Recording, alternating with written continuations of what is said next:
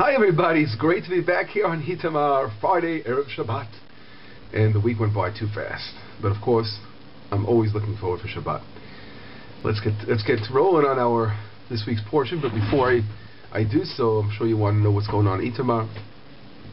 Last night, we had an unfortunate situation where some terrorists entered our community at one of our neighborhoods on the hills, and again tried to murder innocent people. Thank God no one was hurt, so it had a happy ending, and let's just keep it that way.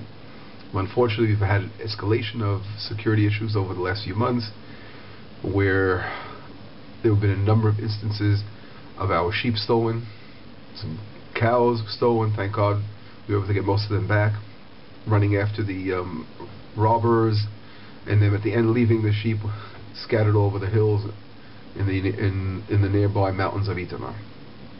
Just keep us in your prayers, of course. But thank God, as I said, it had a happy ending. So let's go on with better things. And I'll start with telling you about yesterday. Yesterday I had a great experience.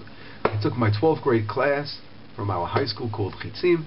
We went to Jerusalem, and we went to the Israel Museum. And wow, I haven't been there in a few years. I mean, a good few years, and it was so amazing. I loved it.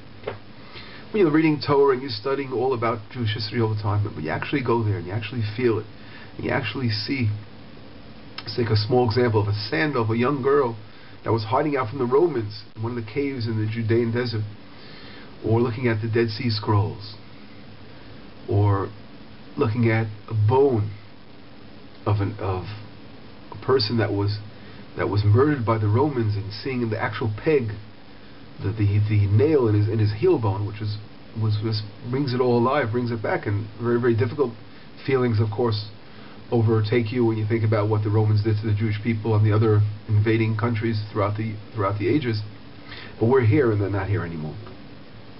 And right now, as we study the portions of the week dealing with the Exodus, and we read about the Egyptians and the Egyptian culture, to go see the mummies over there, to actually see the idols that they would worship and the weapons they would use during the times of Jewish slavery in Egypt, really brings it home, and I do again recommend it for you all. So that was yesterday's experience, and today, with my cold I have here, we are going to try to begin our lesson on this week's portion, and we'll see how it takes us. So this week's portion is called Bishalach, and let me read the opening verse to us. Vayhi Bishalach Paro et ha'am, and when Paro sent out the nation of Israel, velo nacham Elokim derech eretz Plishtim, and God did not guide us through the land of the Philistines, ki karov, because he was close by, ki amar Elokim, because God says, pen yinachem ha'am v'rotam milchama v'shavu Mitzrayim, because when the nation will see the war, they'll sort of want to change their mind and return to Egypt. And this is the opening verse. A couple of questions that we have to ask ourselves immediately.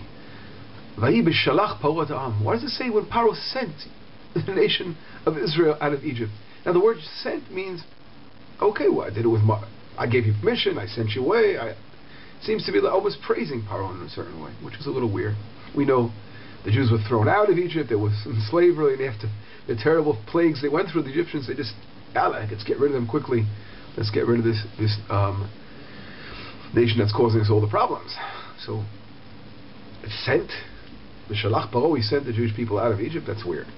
Number two, the word Nacham is used twice here, the root of the Hebrew. Now, when you study Hebrew, it's very important to follow roots, because every word in Hebrew has a root, and that's the beauty of the language. And the word to guide, and God did not guide the Jewish people to the Philistine territory, is called Nacham in Hebrew. That same root is used when it talks about the Jewish people having to, God forbid, return or go back to the land of Egypt. If they would have been taking a straight path, they would have wanted to change their mind and go back. And how do you say change their mind here, or renege on their leaving the land of Egypt, is called in Hebrew Yinachem, which is the same exact root of the word Nacham. So here we see two different meanings in one sentence of that root called Nacham. And there's also a third meaning, a more common usage of the word, the shoash nachem, means to console, which is used in golf bin situations of mourning. Person is something we say in Hebrew, nachem avilim, to go mourn, to go console the mourning, those who are mourning. That's the most common usage. If we take the verse again, let's put back the word console over here. Bishalach, when Paro sends out the nation of Israel, and God was not consoled. How would that make sense here? Why wasn't God consoled yet? Well, again, in an external way, the events were taking place that the Jewish people were afraid. They would have been afraid. They would have gone back to Egypt. And therefore, God didn't want them to deal with the war, so He took them a roundabout way. But what was really happening on the inside, there was a divine plan over here. God was not yet consoled, and He was leading the Jewish people and the nation of Israel, and they were being chased after by the Egyptians in order to bring about a situation of consoling. God wanted to console Himself from something, and what was that?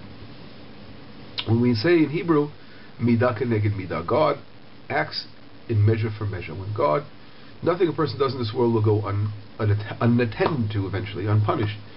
If God forbid it was evil things. On the other hand, a person does good things, of course, nothing will be without reward. A person will be rewarded for all his good actions. And the Egyptians, for hundreds of years, when God was lacking on the externally, of course, people were saying, where was God? When hundreds of years of slavery was taking place, and it seemed like God was just behind the scenes, and not, where was He? And the Egyptians were just lifting their heads up with arrogance and thinking they can do everything they want, and believing in their idols and their uncleanliness of impurities of, as we say in Hebrew, tumah, of idol worship. And they got to a point where not only enslaving a nation, but actually murdering babies, throwing them into the Nile River. And God, with all these plagues that He inflicted upon the Egyptians, He was not yet consoled until this final plague, which He brought about by leading them in a roundabout way. Again, an external way, it seems like just for a reason that the Jewish people were afraid they would have gone back to Egypt, but no. And a deep meaning behind it was to console. God wanted to be consoled of the terrible things that they inflicted upon the Jewish people and upon the babies, the Jewish babies that were cast into the river. And finally, a measure for measure will be meted out by actually drowning the Egyptians in the Red Sea. And this is again the way God runs His world. Sometimes we don't see divine retribution right away. It could take hundreds of years. The Egyptians were behaving this way for hundreds of years, mistreating a nation. But down the road, God eventually will console Himself against those who've gone against His people, and those who have committed evil instead of committing righteous acts and behaving righteously in this world. And let's get back to the first question I asked, and this will hopefully shed some light on that. But it says when Paro sent out the Jewish nation, now of course Paro didn't send us out. He threw us out. He wanted to get the Jewish people out of there as fast as he can. After, of course, he was afraid. Finally, he got the message, and he didn't want to, of course, wipe his whole nation out. But this has a deep meaning again for later on history, because later on in history, the Jewish nation is going to be in a similar situation it was in Egypt. A situation of a Holocaust. A situation where 6 million Jews are going to be murdered in the Holocaust. And again, where was God is a great question. And God is always there, of course, but certain situations we can't understand His leadership of the world. It doesn't make sense for us. But eventually there will be, of course, divine retribution. And then, right after the Holocaust, the nations of the world came along and they voted for the establishment of the State of Israel. And that was like Paro, sort of, sending out letting you go. You can go now.